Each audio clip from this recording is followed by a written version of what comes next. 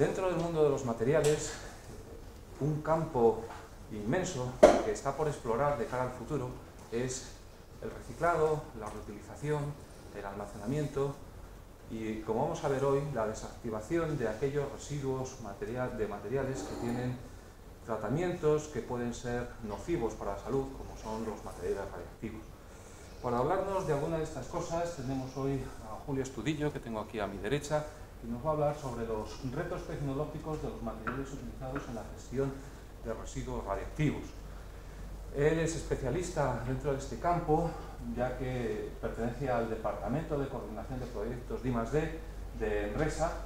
y que es la empresa de residuos radiactivos de España. Él es doctor en Ciencias Químicas por la Universidad Autónoma de Madrid. Como veis, tiene una sólida formación científica y una sólida formación técnica que se ha ido labrando a lo largo de los años, primero en la Empresa Nacional del Uranio, en EMUSA, desde 1981 a 1986, y desde el 86 hasta la actualidad en la Empresa Nacional de Residuos Radiactivos, Enresa, en la cual desde hace ya bastante tiempo, pues desde el año 96 del siglo pasado, es jefe del Departamento de Coordinación de Proyectos de I+D. Sus líneas de trabajo e investigación pues se centran en campos muy variados. Por un lado, desde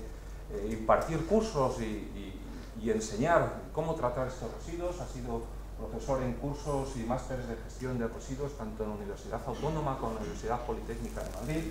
Es representante español en la Plataforma Europea de Almacenamiento Geológico de este tipo de residuos, representante de Enresa en la Plataforma Española de la I+D nuclear, y así como responsable de la elaboración de los planes de I+D de Enresa, y ha sido también y ha estado presente en varios proyectos de gestión de residuos radiactivos dentro del marco de programas europeos de investigación. Como veis, es un currículum que a muchos nos gustaría tener y conjuga muy bien el aspecto básico con aplicaciones del uso de materiales dentro de este campo. Yo no os quiero robar más tiempo, le doy muchísimas gracias a Julio por estar aquí y bueno, pues estás en tu casa y solo decirte que el tiempo es tuyo. Muy bien. Bueno, la verdad es que cuando me planteaste el hablar sobre los materiales que utilizamos en la gestión de los residuos radioactivos, lógicamente lo que quiero hacer es exponer varias de las líneas de investigación que en Enresa venimos desarrollando en relación con el campo de los materiales, pero que he estructurado la charla, digamos, haciendo una pequeña introducción de cómo gestionamos los residuos y asociaba cómo gestionamos los residuos, los distintos materiales y los problemas que tenemos en cuanto a la aplicación de los distintos materiales. La verdad es que lo único que voy a hacer va a ser presentaros pues aquellos proyectos que ahora mismo están en curso y que considero que pueden ser más interesantes. Y la verdad es que, viendo las personas que están aquí en la sala, que sois todos expertos en muchos de los proyectos que hay, la verdad es que podréis preguntar cualquier cosa, porque yo creo que en la sala estará el representante del proyecto en cuestión y que podrá contestar probablemente con mucha más cualificación que yo. Entonces la idea es hablar un poquito de cómo es la gestión, qué materiales vamos utilizando en los distintos ámbitos de la gestión y luego qué materiales y qué líneas de I+D estamos desarrollando. Como sabéis, pues bueno, lo que es el residuo radiactivo es cualquier material que contenga isótopos radiactivos y para el cual no se conoce un uso determinado, y entonces básicamente el origen, más del 90% de los residuos que se generan en España vienen de lo que es el ciclo nuclear, de la generación eléctrica de origen nuclear, y luego también pues toda una serie de aplicaciones en investigación, medicina y en el tema del desmantelamiento de instalaciones nucleares. Que os hagáis una idea, en España hay más de 1000 instalaciones radioactivas y hay una serie de instalaciones nucleares que son en el fondo las principales generadoras digamos, de los residuos, que son pues las centrales nucleares, los grupos que están en operación y los que están desmantelándose. Esto está puesto. Bueno, como sabéis, el principal problema que tenemos dentro de la gestión de los residuos radiactivos es el combustible irradiado de las centrales nucleares por, fundamentalmente, la carga, no tanto la carga térmica que tiene, sino por la carga radiactiva debido al propio material inicial y, sobre todo, a todos los productos de desintegración y productos de activación que se generan durante su quemado en el reactor. Prácticamente casi tenemos, no voy a decir que tenemos toda la tabla periódica dentro del combustible nuclear irradiado, pero casi. Y el problema es que son emisores de calor, son emisores de radiación, y la composición química de ese combustible pues va cambiando con el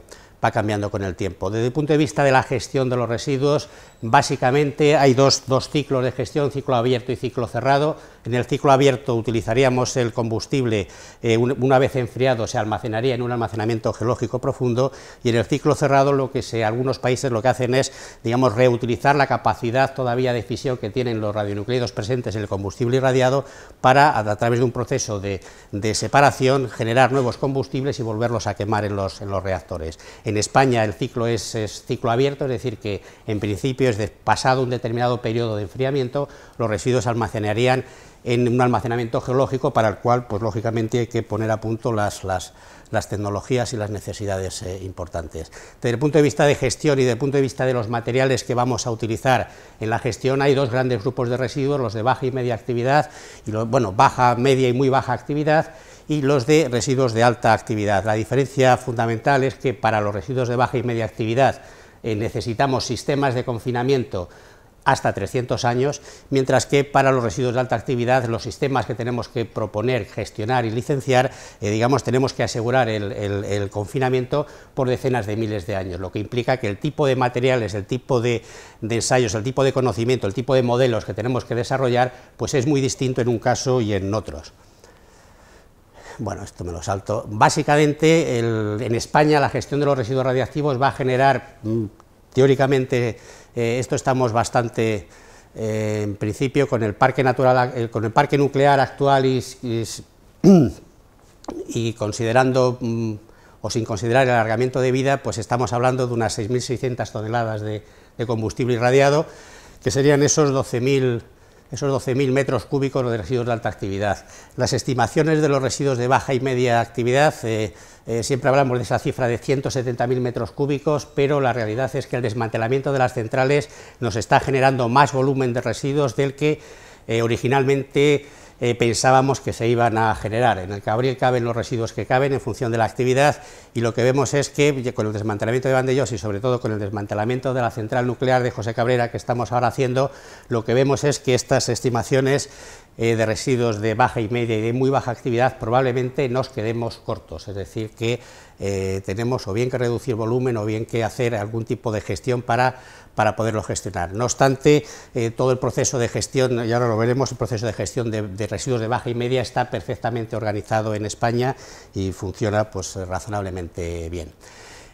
Cuando hablamos de los materiales y para los distintos tipos de instalaciones que Enresa tiene que construir, básicamente el periodo de tiempo para el cual tenemos que demostrar el confinamiento condiciona el tipo de materiales y el tipo de actividades que tenemos que desarrollar. Entonces, básicamente, yo diría que hay tres tipos de instalaciones: lo que sería el almacenamiento temporal del combustible, para el cual nosotros tenemos que asegurar, o el principio de gestión es que podamos aislar esos residuos del medio ambiente durante periodos que pueden llegar en principio hasta 100 años, no quiere decir que no pudiéramos ir más, pero en principio el diseño de la instalación que queremos licenciar y construir, el diseño de momento es hasta 100 años. En el caso del almacenamiento de los residuos de baja y media actividad estaríamos hablando de sistemas de confinamiento de materiales que nos permitieran ese confinamiento hasta 300 años, y en el caso del almacenamiento geológico, pues por poner una cifra son 10.000 años, pero podemos hablar de 100.000 años o de 1 millón de años, que son cifras que desde el punto de vista de la escala temporal y desde el punto de vista del aislamiento, el confinamiento, pues a veces es complicado la gestión. Desde el punto de vista al final, la gestión de los residuos, lo único que tenemos que hacer es, por un lado, confinar, evitar que los residuos se escapen de aquellos sistemas en que los hemos confinado, y blindar las radiaciones que están emitiendo, en el entorno al hombre y al medio ambiente. Es decir, esos son los dos principios básicos que nosotros analizamos cuando estamos seleccionando materiales o cuando estamos estudiando materiales. ¿Qué significa eso? Pues que significa que, en función del tipo de residuo que nosotros estemos, o del tipo de instalación para el cual estemos estudiando el material, nosotros tendremos que tener muy en cuenta qué tipo de procesos tenemos que estudiar, qué tipo de parámetros tenemos que cuantificar y qué tipo de modelos tenemos que tener disponibles para asegurar que ese material va a cumplir con esas condiciones de aislamiento y de confinamiento que nos exige la instalación. Por eso, para nosotros o para Enresa, toda la actividad que hacemos en el campo de la I+D, en el tema de los materiales, al final está orientada o bien a demostrar que esos materiales son, o sea, los podemos confinar de una manera segura, y en segundo lugar a que, digamos, dentro del proceso de gestión que se trate,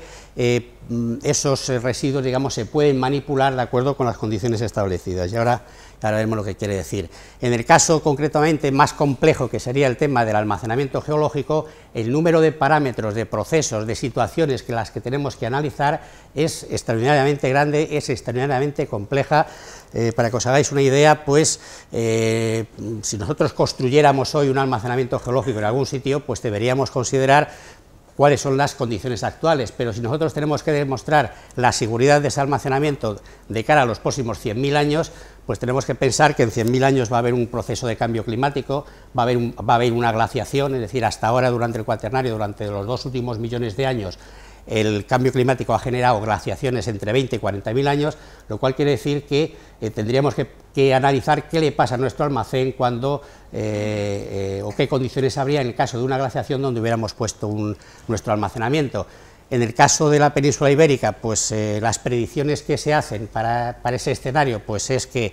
bueno, podrían ser de extraordinaria sequedad o de frialdad, pero por ejemplo los suecos en su análisis de la seguridad consideran que su almacenamiento pues va a estar con 25 metros de hielo por encima. No sabemos dónde estarán los suecos, pero el almacenamiento estará allí, tienes que demostrar que aquello va a ser seguro, incluso bajo esas condiciones, con las implicaciones pues, de recarga de acuíferos, implicaciones mecánicas, etcétera, etcétera. Con esto lo que os quiero decir es que es muy importante, o debemos profundizar mucho en todos aquellos procesos que nosotros tenemos que conocer de los materiales que tenemos que estudiar. Y en paralelo con eso tenemos que desarrollar, o sea, la carga numérica, el tipo de modelos numéricos que tenemos que desarrollar es muy potente, es muy variada, precisamente por el número de procesos, de parámetros y de condiciones y de escenarios a los cuales los tenemos que aplicar. Todas estas actividades, digamos, tanto la caracterización de los materiales como los modelos explicativos de funcionamiento, es lo que hemos ido abordando con nuestros programas de I+D. Y en esos programas de I+D, y como veréis ahora, pues la escala de los trabajos, el qué tipo de trabajos hacemos, pues van prácticamente del conocer procesos a escala microscópica, estudios en laboratorio, que siempre decimos que los estudios en laboratorio, pues la verdad es que son muy cómodos, nos permiten controlar muy bien todas nuestras condiciones, el número de parámetros que tenemos siempre es limitado, no son muchos parámetros, los controlamos nosotros, pero la realidad es que cuando tenemos que hacer una instalación de almacenamiento, las escalas son mayores, los tiempos son mayores, y entonces nos tenemos que ir moviendo de experimentos en el laboratorio a experimentos en maqueta, donde ya empezamos a tener más problemas, o a experimentos en laboratorios subterráneos, donde ya prácticamente, excepto la variable tiempo, el resto de parámetros es muy similar a lo que nosotros tendríamos, y eso, digamos, nos complica bastante todo el tema de digamos, del desarrollo de la propia investigación, el proceso de obtención de parámetros y el tema de los modelos, pero es la vía que tenemos. Entonces, básicamente, en lo que es la gestión de residuos de baja y media actividad, el tipo de materiales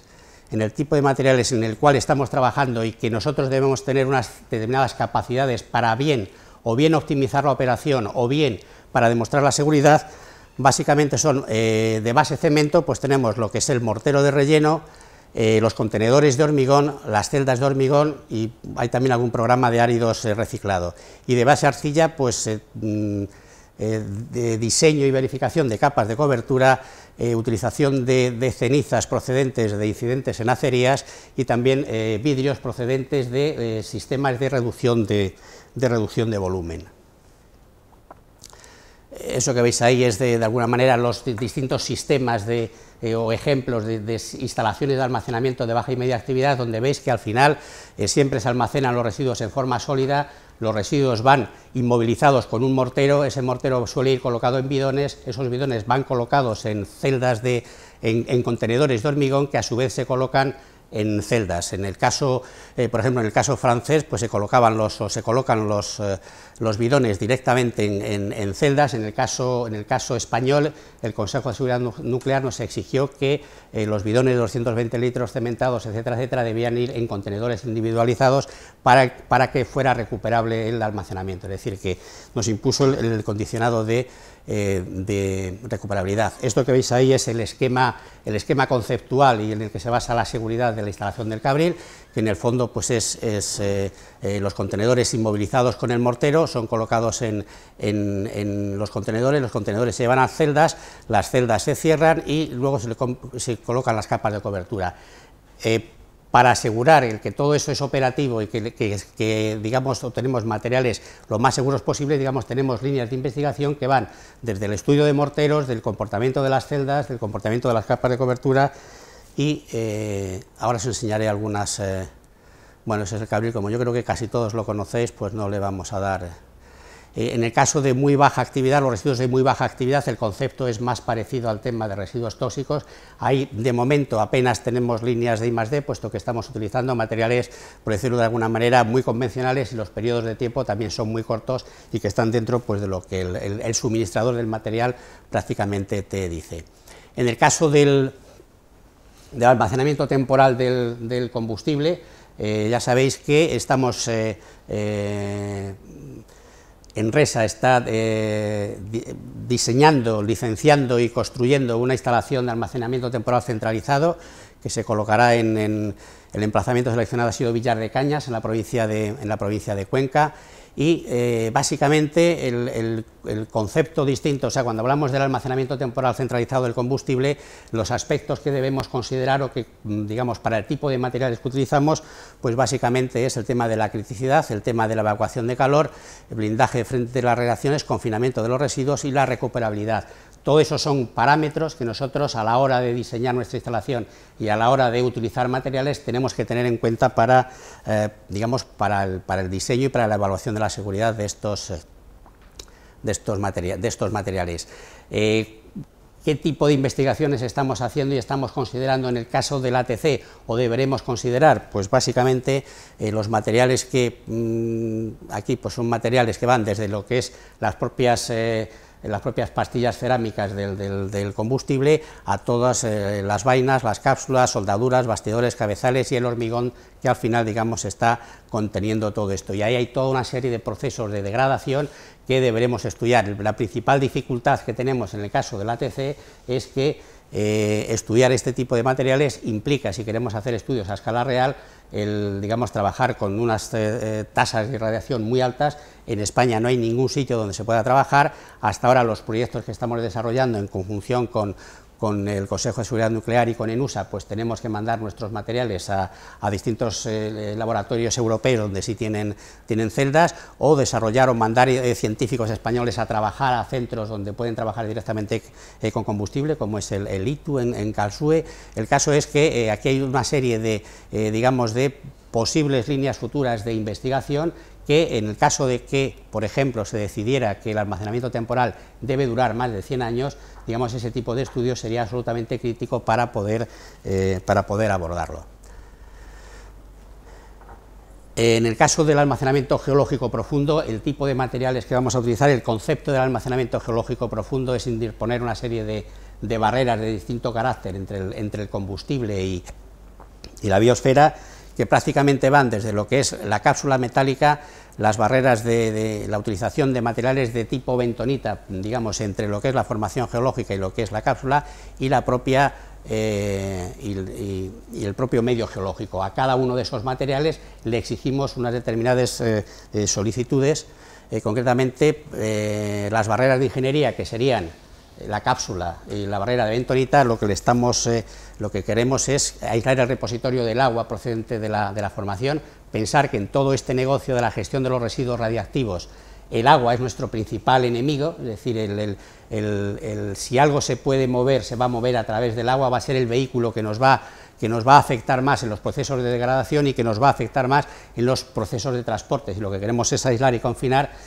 normalmente el vehículo de movimiento, de transporte, es el agua. En general puede haber en algún caso algún tipo de radionúcleo gaseoso, pero fundamentalmente es el agua nuestro principal enemigo. Entonces, en cualquier sistema de confinamiento, el control del agua, el ver cómo se comporta el agua, el ver la reacción entre los materiales y el agua, es algo que le damos mucha importancia. Luego el tema también de la protección en estas instalaciones a largo plazo contra las deformaciones del terreno. Cualquier terreno se mueve, o sea, no hay un terreno que no sea sísmicamente activo, todos los terrenos, toda la corteza terrestre está en continuo movimiento, entonces tú tienes que considerar que tu almacenamiento va a estar sometido a ese tipo de movimientos. El papel de alguna de las barreras de ingeniería, como es la bentonita, es precisamente absorber ese tipo de deformaciones. Y luego también, retardar, si en caso de que escapara, pues lo que tenemos almacenado. En el tema de la cápsula, pues lo mismo, lo que se le solicita a la cápsula, pues confinamiento hermético, protección estructural, blindaje, garantizar su criticidad, disipación de calor y recuperabilidad. La recuperabilidad es algo también que es muy importante en el proceso. Pensar que, por ejemplo, en el ATC es intrínseco, si es una instalación de almacenamiento temporal, el combustible tiene que ser recuperable. Entonces, quiere decir que nosotros tenemos que utilizar sistemas y materiales en los cuales aseguremos que cuando queramos recuperar eso podamos. En el caso del ATC yo creo que es, no hay ningún problema pensar que el combustible que tenemos en cápsulas pues se puede o bien mover la cápsula completa, que sería lo ideal, aunque no es lo que tenemos contemplado en los diseños, es decir, en el diseño actual de Enresa se considera que los elementos combustibles se reenvasarían, se reencapsularían para el almacenamiento geológico. Yo creo que la realidad es que si tenemos ya los elementos combustibles encapsulados en un ATC, lo suyo es que diseñemos un sistema de confinamiento, un sistema de cápsulas para el AGP, en el cual consideremos ya como base de partida esa cápsula, puesto que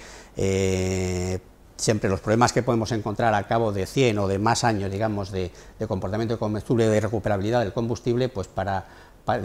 evitar sorpresas, si utilizamos la cápsula que ya tenemos, y eso nos asegura una manejabilidad, una operatividad más fácil,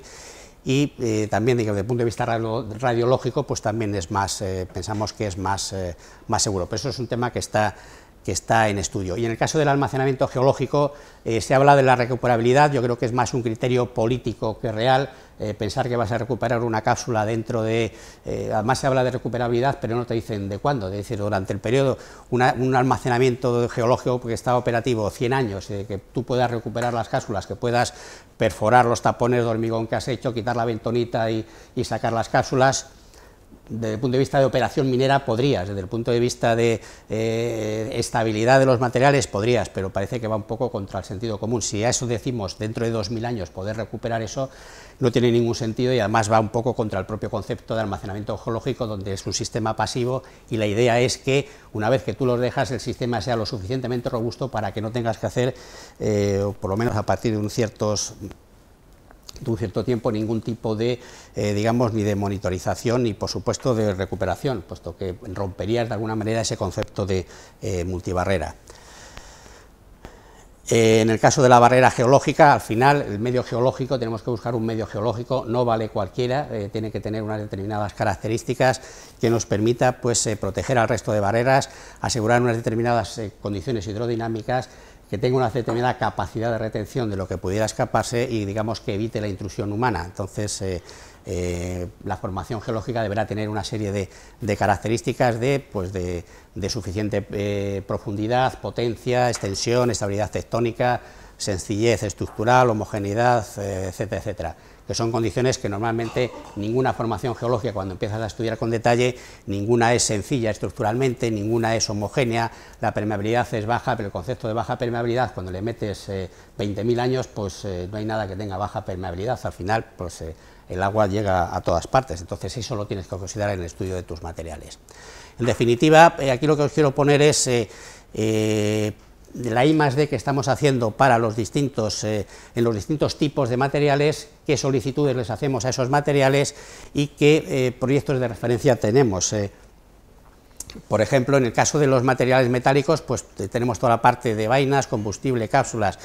y elementos estructurales de los elementos combustibles, pues estos son los, bueno, lo que de momento estamos mirando. En unos casos la solicitud que hacemos, en el caso de las vainas, pues es un confinamiento, aunque se le da poco crédito, pero es recuperabilidad. En caso del combustible, pues es confinamiento. En caso de las cápsulas es confinamiento, protección estructural y recuperación, etcétera, etcétera. Y aquí os, digamos, tenéis citados los principales proyectos en los que estamos trabajando en estos campos. Dentro del campo de CIDEN, el estudio de vainas, con ENUSA y con esta escuela, pues estamos desarrollando los proyectos que luego diremos algo de comportamiento frente a impactos de baja velocidad. Luego tenemos un programa de combustible ambicioso con el CIEMAT, es decir, estudiar esas pastillas de combustible y cómo se comportan en el almacenamiento prolongado en seco y el almacenamiento, digamos, en el almacenamiento geológico. Desde el punto de vista de materiales metálicos, pues venimos desarrollando desde hace años un programa importante en el tema con Tecnalia, lo que era antes INASMET, en cuanto a comportamiento de distintos materiales metálicos, aleaciones, soldaduras, etcétera, etcétera. Y ahora mismo estamos en el diseño en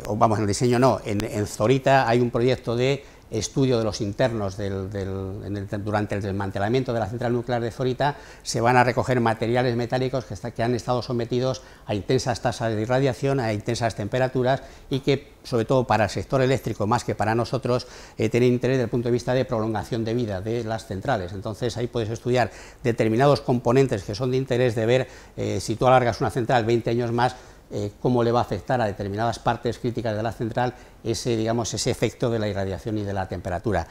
Nosotros, ENRESA no participa directamente en ese proyecto, aunque sí participamos suministrando haciendo la extracción de las muestras que el proyecto requiere. Es un proyecto internacional y el coste de extracción pues es un coste caro. Nosotros sí participamos y estamos colaborando en eso, en la parte de materiales de base, cemento y hormigón. Sí que en la misma línea a ENRESA sí le preocupa, precisamente, por ejemplo, por el ATC, cuál es el comportamiento del hormigón frente a la irradiación y frente a la temperatura, pero a tasas más bajas. Entonces estamos diseñando un programa para aprovechar los cementos o determinados materiales que vienen del desmantelamiento de Zorita.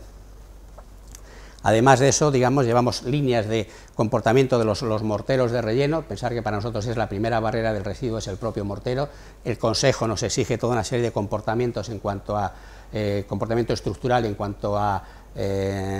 tasas de difusión, en cuanto a lixiviabilidad. Entonces estamos desarrollando proyectos que nos ayuden en la operatividad, mejorar la operatividad de lo que tenemos instalado en el Cabril. El tema de contenedores, pues también es algo que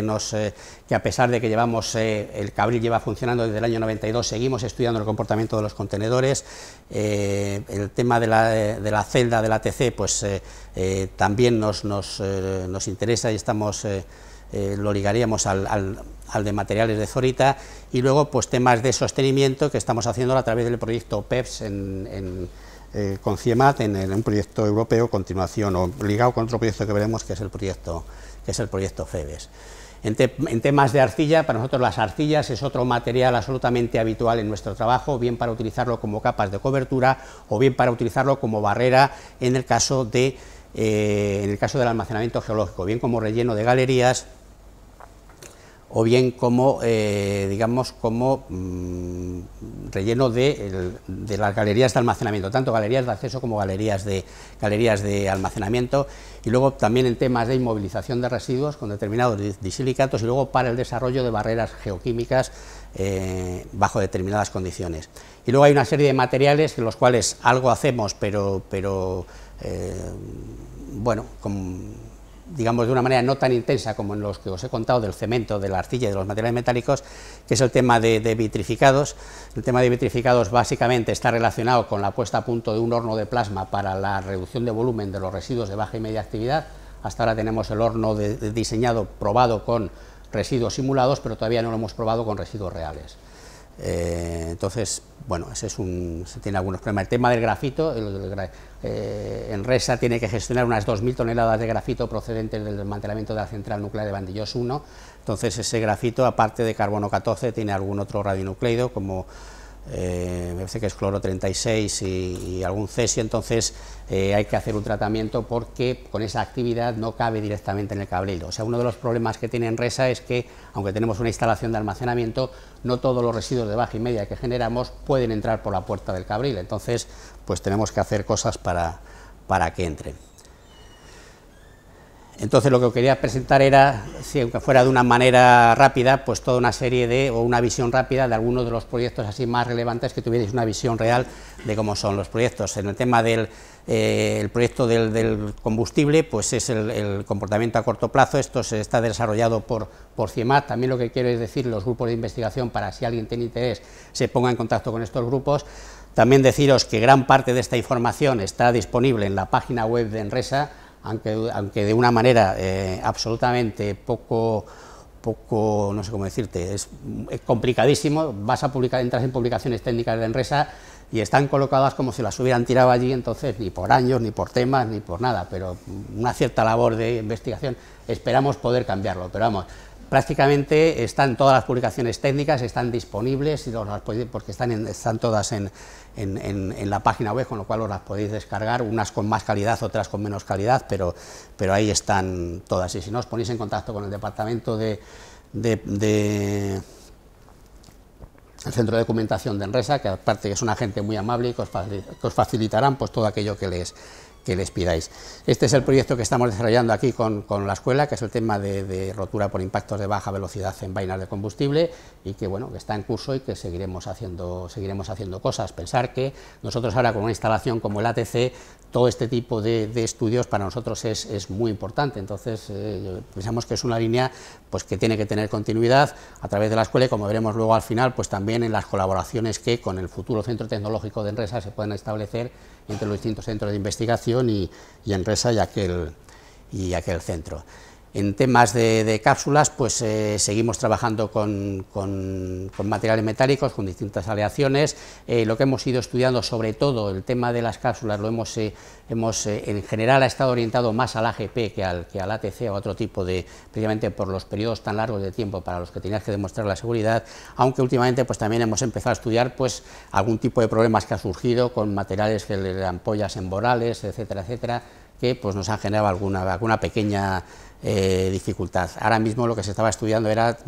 toda la interacción de los materiales metálicos con las arcillas en el caso de almacenamiento de arcillas.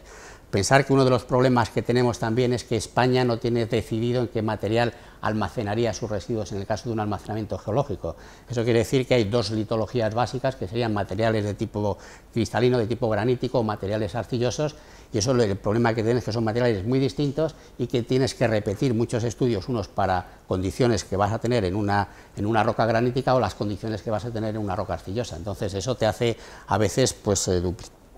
duplicar los esfuerzos.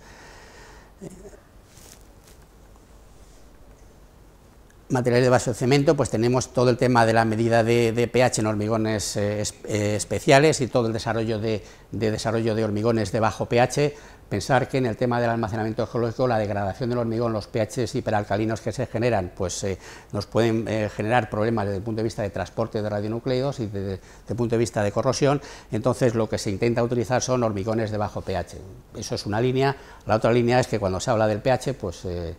parece que es algo habitual, y bueno, aquí tenemos personas que trabajan en el tema y que para poder comparar el pH que mide uno con el pH que mide otro en un hormigón, pues a veces es muy complicado, no es trivial. Entonces pues en algún proyecto a nivel europeo, pues lo que se ha hecho, y además se le encargó al CISDEN precisamente digamos, el poner a punto un método que fuera homologable a nivel europeo para cuando hablemos del pH todo el mundo se refiera a ese tipo de medidas del pH. Otras líneas de investigación están relacionados con el tema de el Consejo nos exige para los residuos de baja y media unos determinados valores de lixiviación. Lo que intentábamos ver era, en función de la lixiviación que se puede producir en un residuo de baja y media, cómo pueden variar sus propiedades estructurales. La verdad es que es difícil pensar que en el cabril puede haber un momento que tengas un problema de lixiviación y que te vaya a afectar estructuralmente a los bidones, pero bueno, aún así lo estudiamos. Luego todo el tema de desarrollo de nuevos hormigones, pensar que en el cabril llevamos utilizando un determinado hormigón desde el año 92. cambian los fabricantes, entonces tú tienes que demostrar al Consejo que puedes utilizar otros hormigones, porque no puedes estar sujeto a depender de un solo fabricante que, bueno, pues que termina, que se va, que se arruina o lo que sea, o que se hace rico y cierra la fábrica y se dedica a otras cosas. Entonces, de alguna manera y en colaboración con el Consejo nos dijo que tuviéramos, digamos, que tuviéramos verificados otra serie de, digamos, de hormigones que pudiéramos utilizar y que pudiéramos licenciar para el caso del Cabril. Y luego otro aspecto también muy interesante es el comportamiento de los contenedores, pensar que para nosotros el elemento básico de almacenamiento es el contenedor. Entonces en el Cabril tenemos instalado desde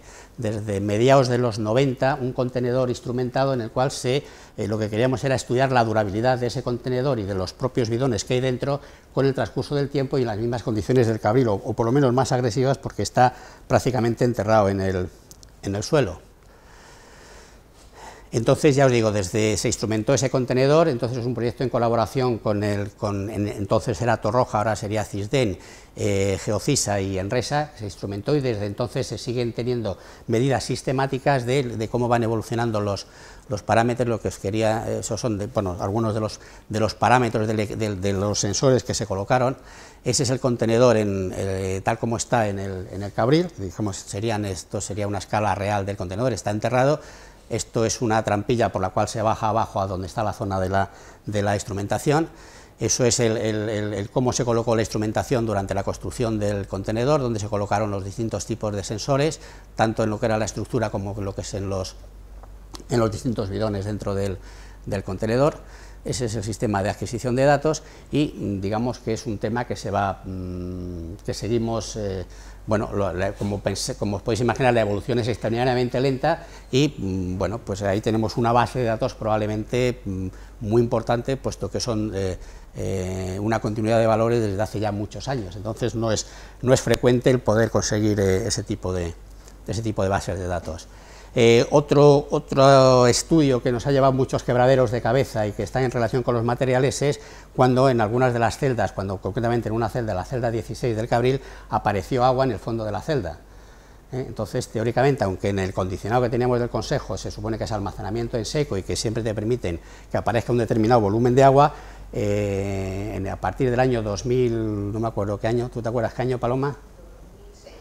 2006. De repente un día aparece un agua de color negro en las celdas de almacenamiento. Para que os hagáis una idea, esto sería la celda de almacenamiento donde se colocan los contenedores, es decir, esto es esto. Por debajo hay una red de infiltración, es decir, que una red de inspección, es decir, podemos recorrer todas las celdas del Cabril a lo largo, por debajo, dos galerías, y entonces en el centro de cada una de las celdas digamos, hay una base de hormigón poroso, de forma que si hay agua, ese agua pues va a ir aquí a un dispositivo, y ese dispositivo, desde esta galería de control, nosotros tenemos acceso, esta es la galería de control, y estos son los sistemas, digamos, aquí es donde se recogería agua. Desde el año 92 nunca había aparecido agua. Es una losa que aquello están los que colocan los residuos, tienes la losa dentro, y teóricamente no esperábamos que hubiera nada de agua. Hay agua cuando la celda está abierta, pues lógicamente el agua que cae pues sale por aquí, se recoge con un sistema. Como veis aquí, estos dos tubos quiere decir que uno es para cuando la celda está abierta y el otro es para cuando la celda está cerrada. Y cuando tú cierras la celda, ya cualquier agua que te aparezca ahí ya tienes que llevar un control. Entonces digamos, va a un sitio distinto, no va a una balsa de pluviales, sino que va a un depósito para ver la actividad que puede tener ese agua. Entonces nos apareció agua. Entonces, pues eso supuso una alarma, puesto que aquello estaba herméticamente cerrado, de dónde venía el agua. Entonces se hizo toda una serie de ensayos de ver si había algún problema constructivo en las paredes de la celda, ver si el agua entraba por la parte superior de la celda. Estos serían celdas ya pues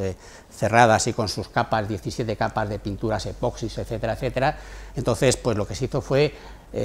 todo lo que se podía hacer para investigar por dónde podía entrar el agua, si había algún defecto constructivo, o bien en los laterales, o bien en la superficie, se hizo. Esto que veis aquí es que la parte superior de la celda se hicieron 4 divisiones, en cada una de las 4 divisiones se colocó agua con trazadores distintos para ver si ese trazador aparecía en el agua que aparecía por la celda. Se inspeccionaron cualquier pequeña grieta que había porque se excavó prácticamente hasta las zapatas de la celda, y la verdad es que no se vio nada. vio nada, y no salía, que esto está bien construido y tampoco es... y entonces, pues dándole vueltas, al final la gente de la UPC nos dijo que eso era un problema de capilaridad, cosa que nosotros no nos creímos. Dijimos, capilaridad, va a aparecer agua, en fin. Total, que lo que nos empezaron y lo que nos dijeron es que era sencillamente un problema de ascenso de agua capilar y luego un proceso de condensación, evaporación, condensación por las distintas temperaturas que había entre el pequeño hueco. Pensar que estos son los contenedores que veis aquí, esta es la pared de la celda, entonces entre el contenedor y la pared de la celda hay un pequeño hueco de algún centímetro, o sea, aquello está estudiado al máximo. El señor que maneja allí en la puente grúa los colocan, tienen ya son muy expertos, y entonces hay un pequeño hueco, pero que es un hueco centimétrico. Entonces, el distinto comportamiento, digamos, en verano la pared externa de la celda está caliente, entonces se produce un ascenso capilar, se produce una evaporación y se produce en la pared del contenedor una condensación, y este es el agua que digamos, resbala por el contenedor, va al fondo de la celda y se recoge por la red de control de infiltración. Esto sería en verano. En invierno ocurre lo contrario. Entonces lo que se queda más caliente es la parte interior de la celda, la parte interior de las paredes de los contenedores. La celda está más fría y entonces es en la pared de la celda donde se condensa y se vuelve a recoger. Entonces, tan es así que es un proceso que nos dijeron, es un proceso que no solamente en esta celda, que es la primera que se construyó y que se cerró, os va a aparecer agua en todas las celdas, y el criterio de aparición de agua va a depender de las condiciones térmicas de las paredes a que esté sometida cada una de las celdas. Entonces, lo que hicimos fue empezar a medir temperaturas en todos aquellos sitios que podíamos para tener el modelo más, digamos, una mayor precisión, para ajustar mejor el modelo, y la verdad es que ese es el tipo de gráfica que salía, era perfectamente decir, sabes cuándo va a aparecer agua, y además aparecía en 2 periodos al año en cada una de las celdas, y la predicción del modelo pues fue realmente buena. Otro problema fue la química del agua, que eso Paloma de CIMAT os puede contar, porque originalmente el agua que salía de allí de las celdas, el agua que recogimos era un agua de color oscuro, que las concentraciones de potasio, de sulfatos, de carbono orgánico, eran unas aguas que decíamos, es que esto no es agua subterránea, porque el consejo, la pega que tenían es si había el ascenso. En el Cabril tenemos no un problema, sino que el nivel freático no se ha comportado como pensábamos que se iba a comportar. Pensábamos que iba a bajar y sin embargo ha subido, por temas que ya tenemos controlados. El caso es que siempre están muy con el nivel freático, y dijeron, claro, es que los residuos están en contacto con el agua y el agua que estáis recogiendo es agua del nivel freático. Y entonces decimos, nada, imposible, los sondeos que tenemos, los piezómetros y tal, te indica que el nivel freático está muy por debajo de la base de los contenedores y de las celdas, entonces no puede ser. Y la química del agua que aparecía ahí no tiene nada que ver con el agua del Cabril. Y entonces ya, pues, haciendo muchas investigaciones, y fue casi un caso de CSI geoquímico para ver de dónde venía ese agua, al final el origen de esa agua tan rara, que luego las otras aguas que han ido saliendo eran aguas más acordes con lo que corresponde a un agua que esté en contacto un cierto tiempo con el hormigón, era que esa celda fue la primera que se construyó. Entonces se construyó, y entonces pensar que en el Cabril, cuando se construye la celda, cuando se está trabajando en una celda, se trabaja siempre con un techado móvil, para que nunca tengas, digamos, presencia de agua dentro de la celda. Se construyeron las celdas del Cabril, se construyeron los techados móviles, y esta, que fue la primera, tenía allí su techado móvil colocado esperando que se empezara la operación. Entonces, uno de los problemas en el Cabril es la cantidad de golondrinas, vencejos, etcétera, etcétera, que hacen miles de nidos en cuanto tienen un hueco. Entonces nos fijamos que dentro del techado móvil siempre estaban totalmente llenos de nidos de los pájaros, y lo que estaba la celda eran los excrementos de los pájaros que estaban viviendo allí. Entonces hicimos un ensayo de coger excremento de los pájaros, pasarle el agua, y nos salía un agua que decías, pues es como bastante parecida y tal. Entonces ya, pues con eso explicamos por qué salía ese agua tan rara. Pero la verdad es que ha sido un ejemplo, y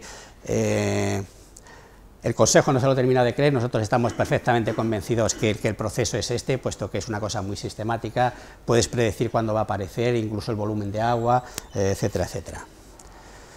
Entonces esto es, pues, entonces intentamos colocar toda una serie de sensores en las celdas que estaban todavía sin llenar para tener más información precisamente de esas diferencias de temperatura. Y esto que veis aquí es que se metieron por lo que es digamos, la foto está hecha de abajo a arriba, están metidos dentro de la celda a través de esos desagües, meter sensores para tener, digamos, más información y poder calibrar los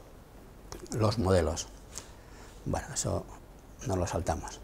Desde el punto de vista de la arcilla, quizá uno de los proyectos más importantes que tenemos es el tema de las capas de cobertura. Pensar que en el Cabril todas esas celdas tenemos que colocar unas capas de cobertura que deben asegurar la infiltración, o sea, controlar la infiltración durante los próximos 300 años y, por tanto, lo que hemos hecho ha sido hacer un ensayo a escala real, que pocas veces se puede hacer un ensayo a escala real con para este tipo de capas de cobertura, aunque el conjunto de materiales son materiales estándar. El diseño de la capa y digamos, la instrumentación que se ha hecho, pues yo creo que es bastante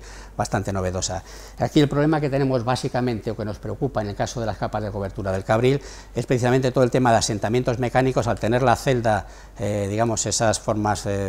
paralelepipédicas, pues cuando tú colocas una capa de cobertura, con el transcurso del tiempo, todo problema de asentamiento, y como esos problemas de asentamiento pues pueden afectar, digamos, al comportamiento en cuanto a los procesos de infiltración de agua a lo largo de esas capas, y que por tanto lleguen al hormigón. Es decir, queremos asegurar, tenemos que demostrar al Consejo que sabemos cuánta agua va a llegar al hormigón en los próximos 300 años. Entonces, lo que hicimos fue diseñar esas capas de cobertura. Este sería digamos, el perfil. Entonces hemos construido a escala real allí en el Cabril. Si vais al Cabril, pues lo veréis. Todas estas cosas que os cuento las podréis ver en el Cabril de una manera mucho más detallada y mucho más bonita. Esto aquí se simuló, se construyó una losa, digamos, similar a lo que sería la celda de almacenamiento, y aquí se colocaron, pues, las capas de cobertura y se instrumentaron con más de 600 sensores. La idea era, pues, caracterizar procesos térmicos, procesos de deformación y procesos de, digamos, de retención de agua, comportamiento hidráulico. Eso es, de alguna manera, la situación de sensores dentro de las capas, y aquí, pues, una vista muy rápida de lo que es lo que fue la construcción del ensayo. Las distintas fases. Esto que de aquí sería lo que simularía, digamos, el escalón de la celda que tenemos que cubrir, y entonces, digamos, esto es lo que cubrimos con las capas de cobertura. Estas dos galerías que veis aquí serían dos galerías. Veis aquí esta serie de huecos, es por donde condujimos toda la instrumentación de los sensores que se colocaron en las distintas capas. Entonces, ahí ya, pues, colocando las distintas capas de acuerdo con el diseño que teníamos.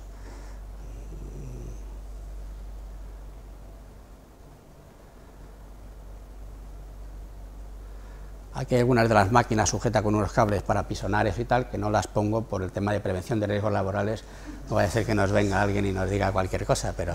por eso ahí la máquina está bien, no cumple. Porque el proceso constructivo también fue complicado, no fue...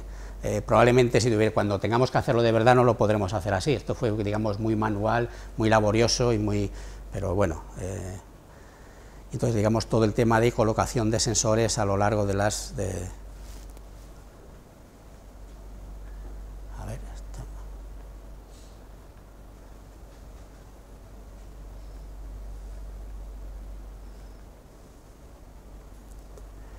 Y, digamos, ese ensayo ahora mismo está en curso y esperamos, pues, ir viendo cómo funciona. La idea es, ahora mismo, si lo veis, está todo verdecito, etcétera, etcétera. La idea es, en determinados momentos, pues, incluso completarlo con temas de lluvia artificial para, digamos, modificar, para tener condiciones climáticas, pues, a veces muy adversas, como las que puede haber en el Cabril. Otro aspecto también que hemos hecho, que estamos trabajando, es el tema de temas de restauración ambiental. Es otro tema también que nos preocupa, que nos genera problemas, y entonces el tema de la utilización de arcillas bajo distintas condiciones como barreras geoquímicas es otra de las cosas que estamos utilizando. Esto que veis aquí es el diseño de una barrera que estamos ensayando en el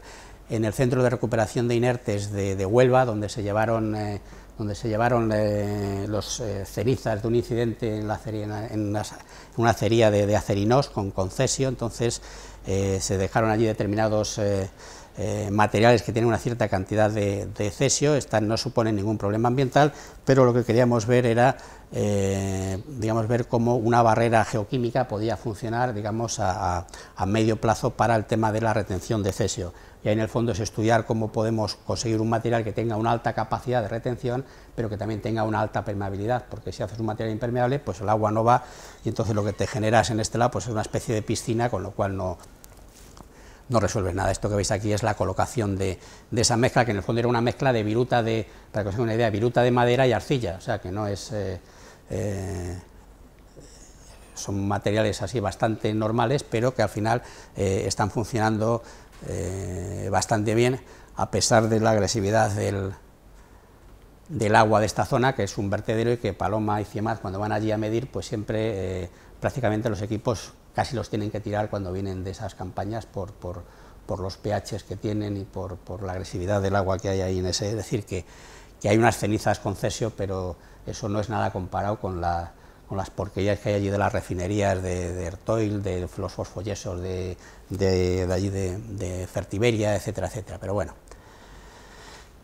Luego otro aspecto también en el tema de hormigones, que también CIEMAT está desarrollando, y también en colaboración con el Torroja, es todo el tema de fabricación de tapones de hormigón en el tema del almacenamiento geológico. Entonces hay dos tipos de tapones que fueran simplemente que soporten el empuje mecánico de la bentonita cuando se hidrata, y otro tipo de tapones que sean más tapones también de tipo hidráulico, es decir, que impidan el movimiento del agua. Todo esto, el problema es que lo tienes que ensayar a escala real y en laboratorios subterráneos, y ahí pues venimos trabajando hace ya muchos años en estos temas. Con distintas... no me voy a parar porque sí quería hablaros de este proyecto, que es probablemente el proyecto más importante que hemos hecho en el tema de materiales en estos últimos años. Es el proyecto FEBES, que empezamos en el año 96, pone 2004, pero no es verdad, digamos que en el 2004-2005 lo que hicimos fue una cesión a un equipo internacional, porque Enresa no quería seguir con la decisión política fue no seguir con el proyecto sigue funcionando, es decir, se diseñó un experimento que sigue funcionando desde el año 96 con éxito, y que hoy por hoy es el proyecto más importante que se ha hecho, yo diría, a escala mundial en cuanto al comportamiento de barreras de bentonita, en un espectro muy amplio, tanto de comportamiento de la bentonita, durabilidad del hormigón, procesos de corrosión en materiales. Entonces hay una documentación importante. Tenía distintos aspectos, ensayos in situ, ensayos en laboratorio, y para aquellos que estén interesados, decir que aquí cerca en CIEMAT tenéis funcionando todavía la maqueta, una maqueta del experimento que es visitable, que aquí está Pedro Luis, que es el responsable de la maqueta, y que yo creo que es un experimento que a veces es poco conocido, que lo tenemos aquí al lado, y que yo diría que es espectacular desde el punto de vista del comportamiento de los materiales y de la tecnología que se utilizó. En el fondo lo que se hizo fue allí en una galería subterránea en el laboratorio de Grimsel en Suiza, fue construir, de acuerdo con el diseño de Enresa, excavar una galería de 2,80, me parece que eran, 2,20, era una galería en la cual se colocaron dos contenedores simulados con unas resistencias dentro que simulaban el calor de los residuos, de acuerdo con el concepto de Enresa de almacenamiento, que sería que el contenedor de almacenamiento tuviera en superficie una temperatura de 100 grados. Y entonces colocar la bentonita alrededor, colocar más de 700 sensores tanto en lo que eran la bentonita colocada, los bloques de bentonita colocados alrededor, como en los sondeos radiales que se hicieron, y ver cómo eso iba evolucionando con el tiempo, cómo se hidrataba la bentonita, qué procesos de corrosión se podían producir en esos materiales de acero similares a los que se iban a utilizar en el almacenamiento. Y entonces lo que se hizo fue, pasado un determinado momento, se desmanteló, se pusieron dos calentadores, eso que veis ahí eran dos calentadores, se desmanteló uno y se dejó el otro funcionando, que sigue todavía operativo. Eso que veis ahí es, de alguna manera, pues los sondeos radiales que había a lo largo de la galería. Estos eran las distintas secciones instrumentadas con distintos sensores, y toda la recepción de los valores de los distintos sensores pues se recibían aquí, se controlaban desde Madrid. Esto pues es una sección típica en la bentonita con los distintos tipos de sensores que se colocaron. Uno de los problemas que tuvimos es que ningún fabricante te aseguraba que los sensores fueran a funcionar más allá de, yo que sé, 5 o 6 años. La verdad es que el funcionamiento de los sensores ha sido realmente bueno. Algunos fabricantes nos decían si podían utilizar los datos del FEBES para ponerlo en su catálogo, y decir, esto dura más de no sé cuántos, pero bueno, La verdad es que se hizo con mucho detalle, con mucho cariño el proyecto, y la verdad es que ahí sigue funcionando. Esto que veis es la maqueta que está en CIEMAT, y que ya os digo que también es muy importante, que sigue estando operativa y que algún día habrá que desmantelarla, ¿no? O todavía no. ¿El 2020? Bueno, es una fecha buena. Esto que veis es en la maqueta de CIEMAT, pues también distintas secciones instrumentadas, entonces todos esos datos se van recibiendo y se van metiendo en un modelo de comportamiento del comportamiento termohidromecánico de las barreras. Y otro aspecto también muy importante no solamente es el comportamiento mecánico, sino también los fenómenos de transporte. Pensar que a ENRESA le interesa mucho si un radionuclídeo se escapa, cómo se mueve a través del hormigón o a través de la arcilla, entonces, y además con un foco de calor. Entonces, todos esos estudios THG, o sea, termohidrogeoquímicos, también los estamos ensayando en parte aquí y en parte también con otra serie de maquetas. Bueno, esto que veis aquí es durante la construcción del experimento en Suiza, la colocación de los bloques, la colocación de los contenedores. Esto es cómo quedó una vez montado, y esto es como, digamos, todas esas grietas que se ven ahí de los distintos bloques, con el transcurso del tiempo y con la hidratación, prácticamente es una masa homogénea donde no se distingue. Eso que veis es del desmantelamiento, digamos, todo el tema de muestreo, y de alguna manera pues la evolución del contenido en agua, en contenido en humedad, después en el año 2003, que se desmanteló la densidad seca. Entonces luego en el tema también se estudió los procesos de corrosión que se habían producido en el contenedor, y luego una serie de materiales que se habían colocado para estudiar los procesos de corrosión, en los cuales pues también la corrosión de tipo pues casi biológica, pues parecía que en alguno de los sensores era un tema a tener en cuenta, y que luego ha generado algunos estudios más. Y lo que os decía de la parte química es que en paralelo con eso se diseñaron unas maquetas más pequeñas para estudiar el comportamiento químico. Entonces son maquetas que son desgraciadamente más complicadas, que están todavía operativas, y que ya veremos a ver qué es lo que dan estas maquetas. También están en CIEMAT, que podéis ir a verlas y os explicarán todo lo que hacen. Y luego finalmente pues otra línea que estamos también desarrollando era la retención de actínidos en materiales disilicatados. Pensar lo que se ha visto es que determinadas arcillas a temperaturas entre 150 y 200 grados pueden fijar de manera irreversible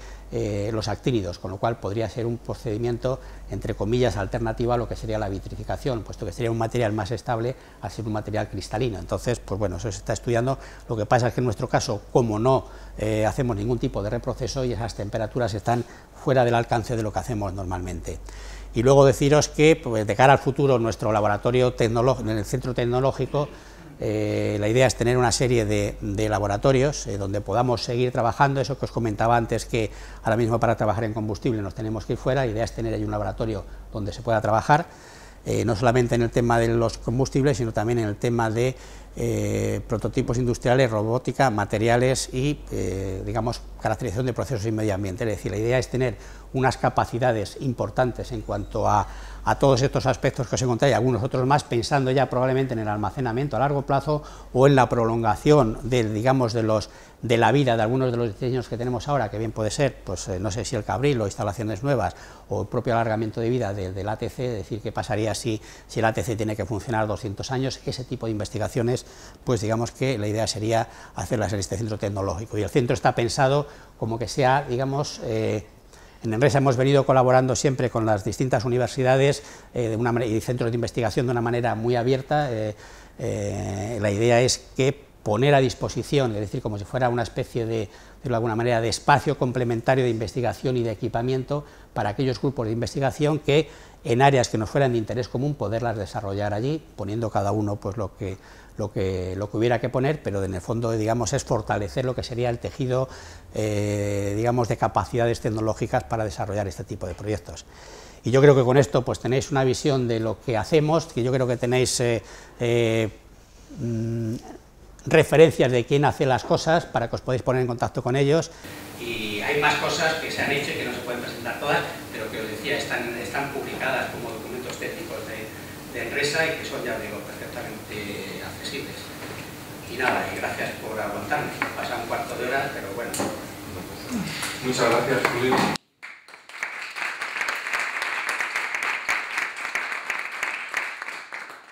A mí me ha gustado mucho tener toda esta panorámica, porque a veces trabajas en un aspecto concreto, pero no conoces la generalidad. Entonces, en ese sentido, pues gracias por la presentación. Pensando en el APC, que es lo que ahora mismo está más candente, la importancia de que los escenarios estén bien identificados y los materiales a utilizar. Lógicamente aquí contáis con una experiencia de años atrás que ya es importante. Pero refiriendo al calor, aunque hemos comentado algo antes de comenzar, ¿cuáles son los gradientes que esperáis en las distintas barreras y luego su interacción con la humedad? Porque claro, por otro lado la humedad va a estar ahí presente. Hay dos aspectos. En principio, la temperatura que tiene que haber en la superficie cerca del hormigón según la reglamentación francesa son 92 grados, según la reglamentación americana son 115 grados, es decir, esos serían los límites de temperatura para los cuales debería estar diseñado el hormigón. La temperatura, es decir, el aire, la ventilación del APC, del combustible, es por ventilación natural. El aire saldrá, suponemos, como caso hipotético, que alguna vez ocurrirá, pero pocas veces, ya está allí en Villalegañas, que el aire entre 40 grados y saldrá a 70 grados de temperatura por las chimeneas. Entonces, la idea que tenemos es que, de acuerdo con este diseño, la temperatura digamos, la parte más en contacto del hormigón con la cápsula, con el tubo metálico, que luego está otro tubo y la cápsula, sería de 72 grados, es un poco lo que tenemos. Por otro lado, lo que tenemos que ver es, de acuerdo con, eso es un muro de espesor, es prácticamente 2 metros de hormigón armado, entonces lo que tenemos que ver es si esa temperatura, digamos, qué temperatura alcanza la superficie externa y en contacto con, digamos, con el terreno natural. Son todas las cosas que tenemos que ver. Por eso ahora mismo lo que estamos viendo es saber del par de emplazamientos que ha ofrecido el ayuntamiento, cuál nos interesa más, sobre todo por tema del nivel freático. Nos interesa que el nivel freático esté lo más bajo posible, pues para que la presencia de agua sea la menor posible, porque además en la zona en la que va son todo yesos. O sea, la roca predominante y la química del agua son todo yesos, entonces pues eso tenemos que tenerlo en cuenta en el diseño. Entonces, todavía tenemos tiempo de investigar cosas y de refinar cosas de acuerdo con el diseño. Era un diseño genérico, ahora que ya sabes el sitio, ya sabes las condiciones, digamos, hay cosas que tienes que, digamos, que revisar y adaptarte al terreno que tienes. Que si no lo hacemos nos lo van a pedir, o sea que vale nosotros hacer lo que quieran para que no pidan otras cosas. ¿Alguna otra pregunta? Si tenía la fecha de construcción del APC, ¿cuándo está prevista? Bueno, ahí hay varias fechas, es cuando les gustaría a algunos y cuándo va a estar construida. Nosotros estamos hablando de 5 años, 5 años estamos diciendo el 2017, y eso que nos han quitado ya medio año de porque el emplazamiento se designó el 30 de diciembre, por lo cual teóricamente nos habría gustado empezar a trabajar ya, pero llevamos 6 meses por unas cosas y por otras, temas fundamentalmente de la política. El caso es que este año casi, no voy a decir que nos lo hemos comido porque hemos seguido haciendo cosas, pero la idea es que estuviera operativo en el 2017.